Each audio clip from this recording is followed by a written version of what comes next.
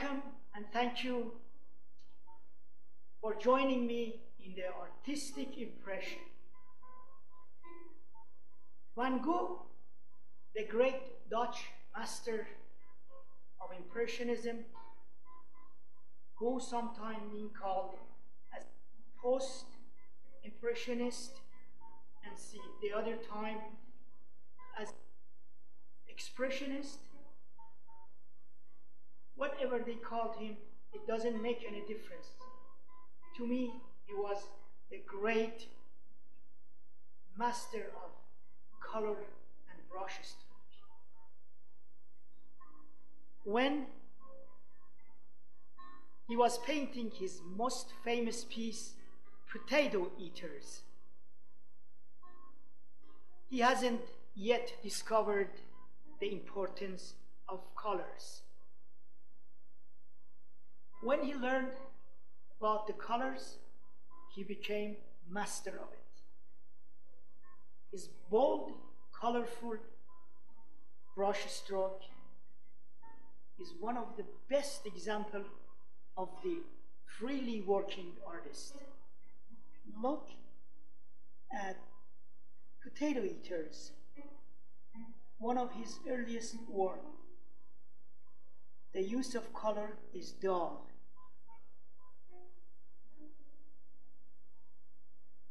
And this is one of his latest work.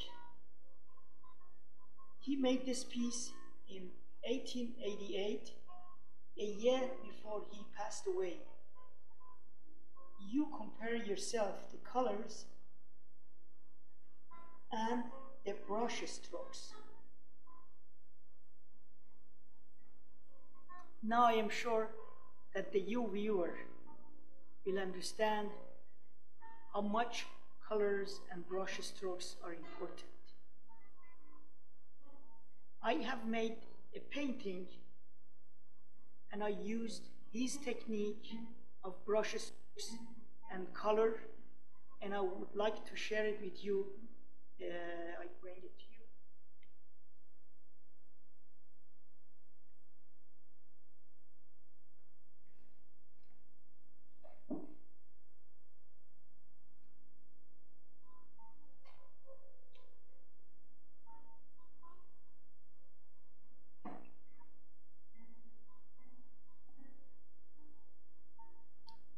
As you see, I used the colors and the brush strokes of Van Gogh here, and I tried to show the real potato eaters. Van Gogh himself was a potato eater. He was the one who created it. So I brought the Van Gogh himself as the potato eaters, and all the figures that he had, portrait that he had from himself, I put it in the same position. I find it the way that it works with the characters it was there before. And I tried to go as much as I can to the detail of brush strokes and show all the brush strokes that he put in any kind of a contour line to use it the same way. I tried my best to be the most honest in use of same brush stroke that he used, and the way that he put some brush strokes smaller and some larger. One can see the different emotion that he had at the time of painting it. This particular portrait, I can see that he is looking beyond this world, is looking out of this world, looking farther than what we can see. He must have been pale after he cut his ear, and he was sick for a while, and emotionally and physically he was sick, and you can see it in this picture, and still he is looking beyond our world.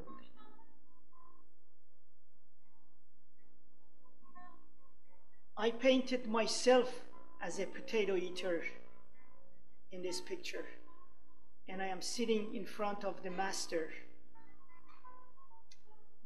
Now I am taking off this painting off of my easel. Now, in a short time that we have left, I'm hopeful I can paint an impressionistic painting, very simple, easy. First we start, we want to show the dynamic of the paint, not the photograph. So as you see, I use my side of brush this way and that way. I am not painting like this. Some people go like painting the door and window. It's not painting that way. You have to have a technique of using the brush very free. Don't restrict yourself in any way. Now I use a little real yellow over that. First I used the white and yellow. Now I use a little yellow over here. You are taking the dynamic of a whole picture, not the sense of the little detail. When you go for the detail, then you lose the whole picture. And then your work would be tight and not free as the Impressionist worked. I took a little white, adding here again to give a little texture to that. I don't want a kind of a monotone here. I want the same tone working as dark and light together.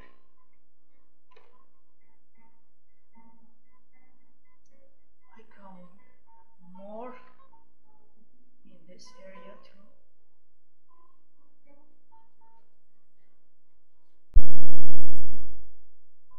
The more white you put, the more pastel-y color looks and come up in the upper part of this paint. Put a little green that I made with white and green. Actually, green itself is being made by yellow and blue. Now I get darker. I go with a darker also here. You're wondering what is this here? Bear with me, you will find out what it is. And I put a little different color here and there. Then I add a little more darker again of this green that I have in some other area. You see all this brush stroke. You can count it even how many brush strokes I have put here. After I washed my brush and dried it, I come over here and get a little ultramarine blue, and I add a little purple in it. And I come over this part of it. I add a different kind of blue.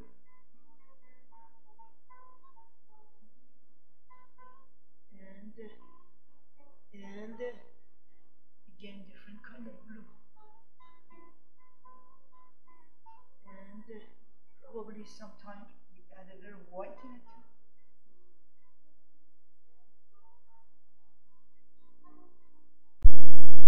Now I come with another brush and I get some of this. On one side of my brush I get a little yellow, on the other side I get a little light green, and I try to just like what you see here, easy. A little green here, my brush with the green and the yellow. One side yellow, one side green, and I apply this right in that area. The brush strokes are, I assume you worked it this way. I get some dark green and I come over here and I put this brush stroke straight from top to the bottom. In some places the contour line works to fool the eyes in terms of which way we are looking at the things. That's mostly Van Gogh used it in this way too.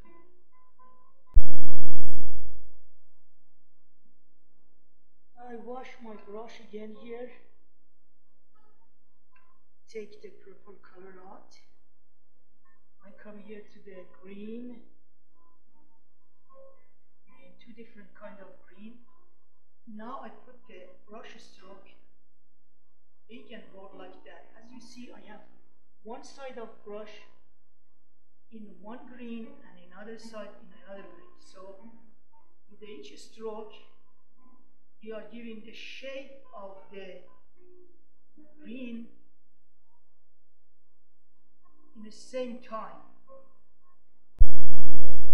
And I apply a little orange in some part of the painting which has a white in it. Actually, this is blending with the green that we have there too. Partly blending and partly standing up because the white is under it. That's what I want to get that effect. Muddy color, Indian and red or dull orange to fill up the general foreground here. And we have to have a continuity of the green in our painting here. So without washing my brush, I just go here and add up.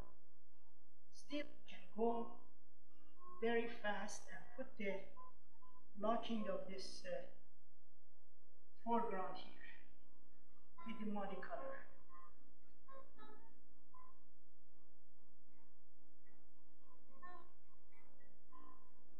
This doesn't take that much time. Then I come with a smaller brush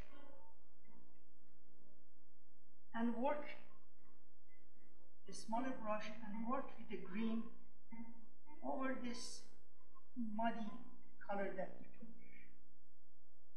So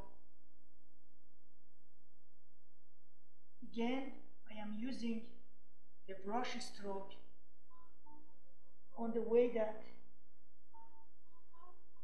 the contour line is. And I'm using the same technique that I used up there for the brush stroke, for the contour line of the brush strokes. I can sometimes use different colors also. Not necessarily one or two colors would be enough. In nature, well, we see one color, but we carefully look at it. There are a combination of lots of other colors in it. Why? Because there are different things in the nature which has different colors, and when they are next to each other, they affect each other. Affect, they trade, they barter, they give a color and they get a color. They give their own color and they get another color. Now I am using the darker again here. But notice my brush strokes are in the same direction almost.